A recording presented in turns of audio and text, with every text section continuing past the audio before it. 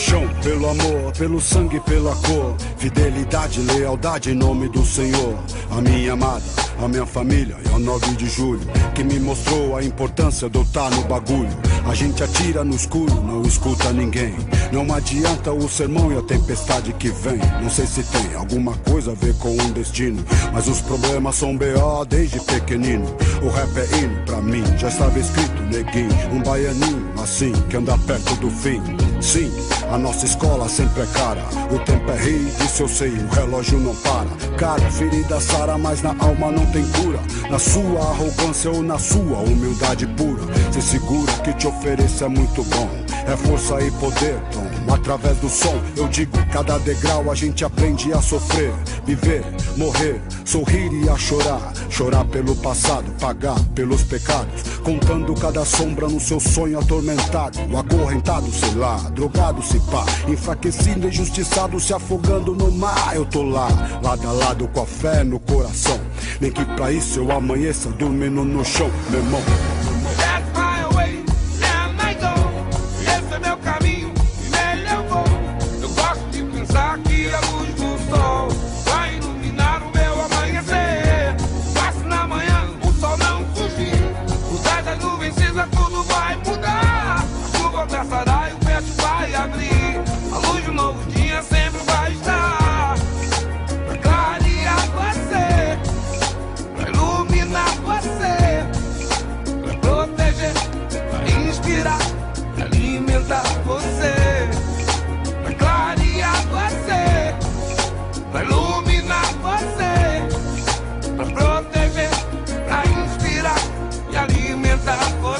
Revolução se aproxima, se prepare.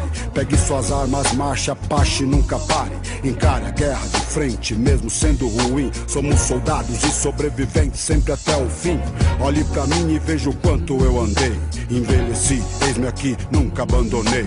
Não quero ser um rei, não quero ser um Zé. Só quero minha moeda e a minha de fé. Axé, comigo na fé, bandido, o gueto sempre tem na frente o inimigo. A polícia é racista, mais do que ninguém. A favela entre o céu e o inferno. Jerusalém lamenta, aguenta, enfrenta a batalha.